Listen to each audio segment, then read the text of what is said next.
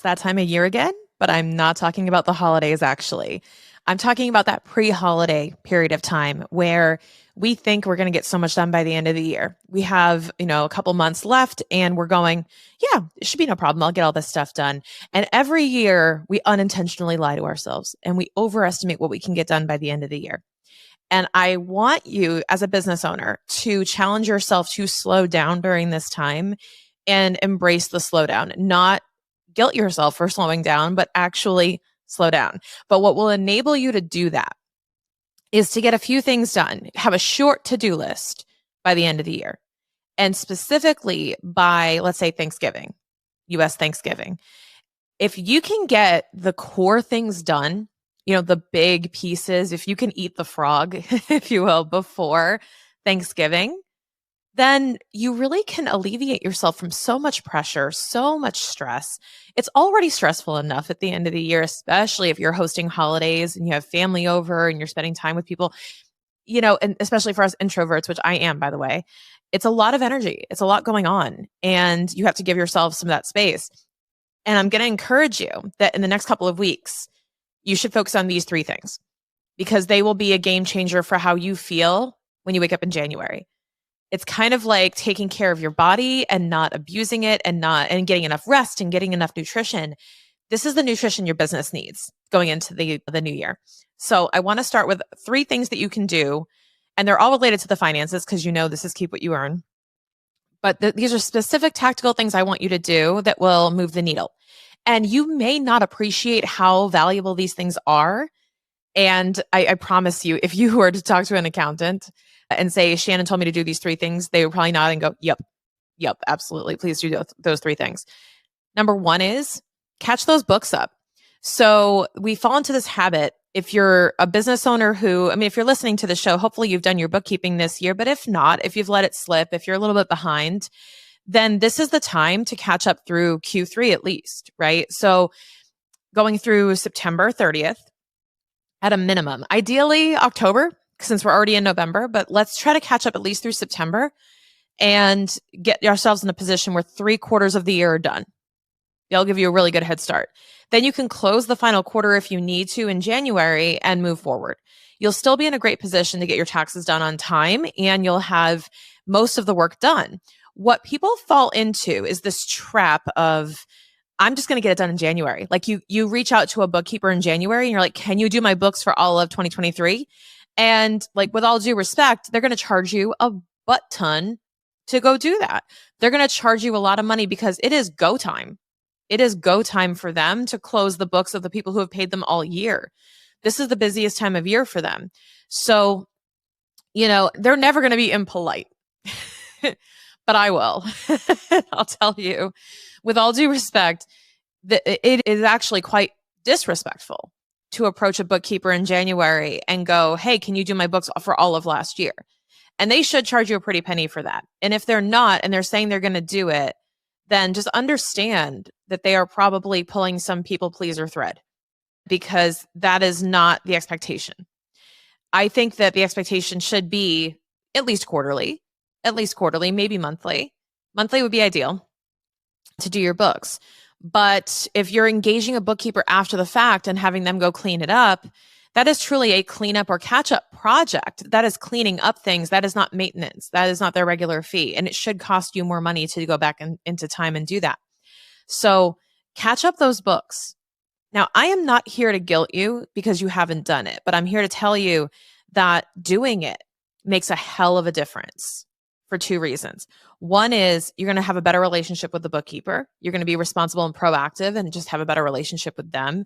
And number 2 is you're going to pay less money to have them done. And I'll add number 3, you'll actually be equipped with the data during the year to go make your decisions for your business. It's key. If you don't have your numbers ready, you have no idea how you're performing. You have no idea where your metrics are at.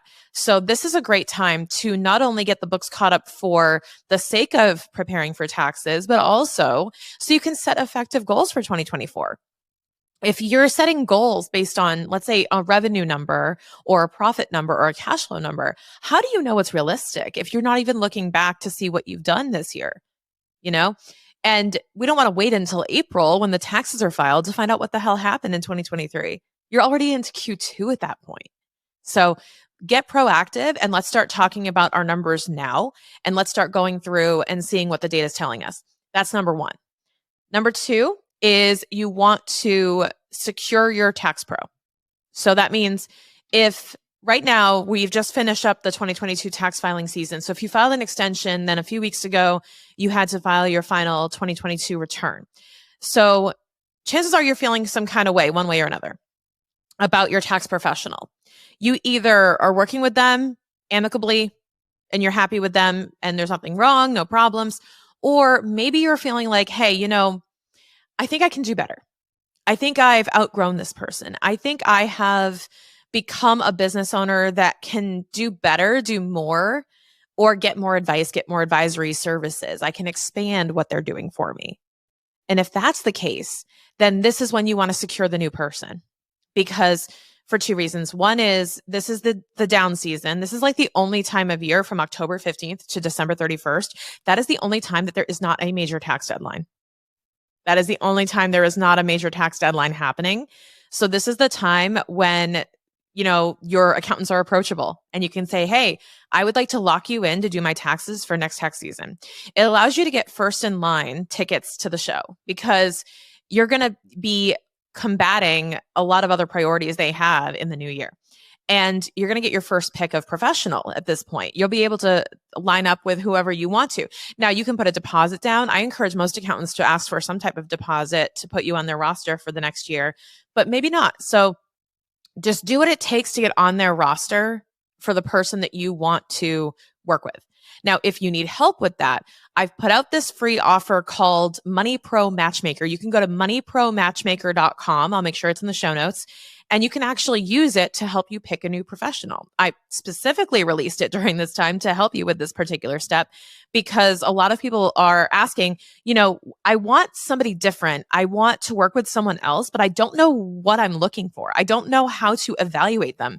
What questions should I be asking? How do I interview an accountant? And I'm helping you with all of that. So there's a resource available to you to teach you what type of service you need, what they're called, like what to call the professional, and what types of problems they solve for you or questions they answer for you, along with interview questions that you can ask them to figure out if they're a good fit. So if you want that resource, go to moneypromatchmaker.com. You'll love it, and it will help you with this step 100%. So when we talk about hiring somebody, like I said, you want to be proactive and you want to get on their roster as soon as possible. You do not want to be scrambling, trying to find somebody in the middle of tax season because everybody worth booking is busy and everybody worth booking is booked up. So you're not really going to get your first pick. So it's kind of like applying to college in June before the school year starts. They probably filled up their rosters already. So you're not going to get your first pick. So think about that. And then lastly, this one's just like super granular, but most people forget it. And that is to go through. Now, let's assume your books are done through at least September 30th at this point, which is why I mentioned that one first. So assume that's done. What you want to do is go through that. And there's ways to do this in QuickBooks if you have a QuickBooks, or you can have your bookkeeper help you with this. But ultimately, what you want to do is review all of the expenses that you've paid to vendors over the past year. So over in 2023, you want to review the vendors you've paid for services, not products, services. And you want to see who have I paid more than $600 to that I paid via cash, ACH, check, Zelle. So meaning not credit card, not PayPal, if you want to slim it down. Not credit card, not PayPal. Everything else might be subject to it. So what you want to do is over $600 by any of cash, ACH, check, or Zelle. If you paid through that method and you paid over $600 to a particular business entity that offered you services, then it is likely you will owe them a 1099 in January, which means that you need to get their W-9 to get their information so that your accountant or whoever you have in your team can prepare that 1099. And here's what always happens, even to us, even to our clients, is we get we find out in January that our client paid somebody over $600 through one of those methods. and it's a service. So we go, okay, we need the W-9. And we find ourselves scrambling in the last week before we have to submit the 1099 to get the W-9. And the W-9 gives us information about the person, like their name, their EIN number, their type of entity, the things that we need in order to do the 1099 and to be able to send it to them. And without that, we can't file. So there's a dependency there. So what I recommend everybody do is make it a point by Thanksgiving to go through this year so far, figure out who you're going to owe one to, and just make sure you have all their W-9s on file. Because now if you make sure you have all of that, it's so much easier in January. It's just so much easier. It's less stressful. And like I said, the winter, at least for me personally, and I live in New England, so like it's cold, it's rainy, hopefully we'll be in Costa Rica at that point, but it's tricky when you have to deal with all the stress of year end and stress of everything going on. And the winter can be a tough time for people. And it's adding on and layering on stress. And I want to alleviate that for you by giving you a few things, little things you can do to secure. And if you're thinking, Shan, these are not little things, like get all my books done, get a tax pro and get my W-9s, like that's going to take time. I'm here to tell you, no, it won't. No, it won't. If you use the Money Pro Matchmaker to find the right professional, it should take you less than a week after interviewing several people. It should also take you a couple of weeks to get your books caught up if you've literally not done them all year, if you have a dedicated professional working with you, and it should take you a few weeks only because of where we are in the year. If you wait until January, it might take a month. So this is an opportune time to get them done faster. And truthfully, the time that you have to spend is in hiring a bookkeeper to do it for you and just paying them, and then they'll get it done for you. So truthfully, the time that you're spending is just in turning off this podcast, going on Upwork or going on Instagram or going on wherever you go to look for qualified people. And you can say, hey, I need a bookkeeper, or ask your friends. My challenge to you would be text 3 business owners you know right now and say, who does your books? Do you like them? And hire somebody. And again, if you don't like working with them, it's okay. Hire somebody else. We can make it work. You're going to work with different professionals as you grow your business and as your priorities change. So understand that this is not a massive commitment to a professional to work with long-term. It doesn't have to be. It really doesn't have to be. You should just hire someone that can get the job done that you need done, and you will evolve along with your professionals. It's totally fine. It's more important that the work gets done than it gets done perfectly. And that sounds funny for coming from someone who's a detail-oriented accountant, but it's true. I would rather have books done than not done, period. Even if they have minor flaws, it's better than nothing. And ultimately, if you can just go through your transactions, especially if you have QuickBooks or you have a bookkeeping platform, you'll be able to get that W-9 data together really quickly. And if you have someone already helping you like a bookkeeper, just put that in their scope that they have to help you with that. And yes, that will take an investment probably, but what's your time worth? What's your peace of mind worth? What's your stress worth at the end of the year?